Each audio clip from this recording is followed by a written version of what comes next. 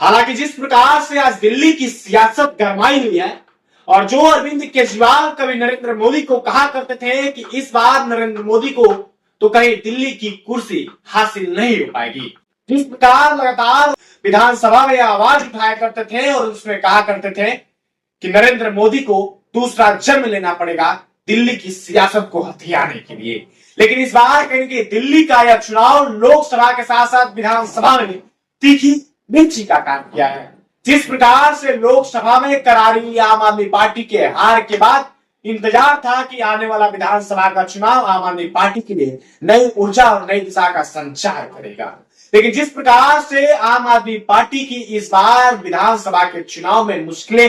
बढ़ती हुई साफ तौर पर दिखाई दे रही थी, उसके साथ ही साथ कहीं ना कहीं आज के दिन और जिस प्रकार से आज के दिन का इंतजार था बखूबी दिल्ली वाले लोगों को साफ तौर पे क्लियर हो गया है कि जिस प्रकार से दिल्ली वालों ने झाड़ू चला के दिल्ली से सारा कचरा साफ कर दिया है और ऐसे में कहीं ना कहीं कहा जा रहा था कि इस बार जो कीचड़ है वो दिल्ली में सूख चुका है, लेकिन कहीं ना कहीं दिल्ली में जिस प्रकार से कमल ने वापसी की है यह अपने आप में एक अहम और बहुत बड़ी बात है कि जिस प्रकार से अरविंद केजरीवाल की अपनी नई दिल्ली की सीट भी उनके हाथों से चली गई है, उसके साथ साथ कहीं कहीं मनीष सिसोदिया जो कि उप मुख्यमंत्री भी रह चुके थे दिल्ली की, इनकी भी सीट इनकी भी हाथ से चली गई है। हालांकि जिस प्रकार से यह करारी हार मिली है और बताते चले कि जिस प्रकार से दिल्ली के कुल विधानसभा सीटों की बात करें तो दिल्ली में 70 विधानसभा की सीटें हैं। 70 विधानसभा की सीटों में से 48 सीटें बीजेपी अपने खेमे में ले चुकी है और साल के इतिहास में यह पहली बार हुआ है कि बीजेपी की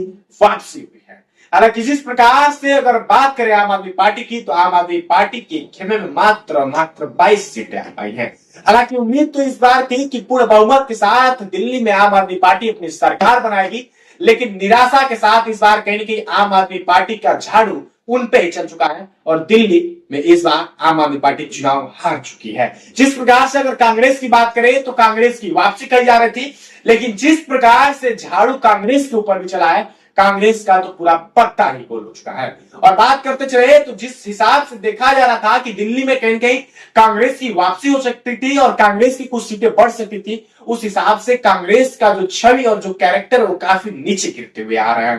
बाकी जिस प्रकार से दिल्ली वासियों ने बीजेपी पे अपना बहुमत जताया है और बीजेपी पे अपना भरोसा जताते हुए बीजेपी को पुनः वापसी किया है, इस बार दिल्ली में काफी खुशी का माहौल भी दिख रहा है। और तमाम जिस प्रकार से इसके पहले शराब घोटाले में बात अरविंद केजरीवाल की जाए, बात संजय सिंह की जाए या बात मनीष सिसोदिया की जाए, जिस प्रकार से जेल जाना था, इसका भी प्रभाव इस बार के चुनाव में काफी देखने को मिला है। लेकिन जिस प्रकार से 2025 के विधानसभा चुनाव को लेकर अरविंद केजरीवाल की काफी तैयारियां थी, इस बार तैयारियों के साथ साथ अरविंद केजरीवाल पे भी करारा थप्पड़ लगता हुआ दिखाई दिया है। और जिस प्रकार से अरविंद केजरीवाल के ऊपर तमाम शराब घोटाले जैसे आरोप लगे थे, हो सकता है कि आने वाले इस हार के बाद कहीं ना कहीं अरविंद केजरीवाल और आम आदमी पार्टी के ऊपर भारी मुसीबतें भी आ सकती हैं। लेकिन जिस हिसाब से देखा जा रहा है कि चुनाव के कुछ महीनों पहले ही आम आदमी पार्टी का मुखिया यानी कि अरविंद केजरीवाल का वापसी हुआ था और जेल से छूटने के बाद यह आशा जगी थी कि इसके पैंती गेम करके अरविंद केजरीवाल दिल्ली में सरकार बना पाएंगे।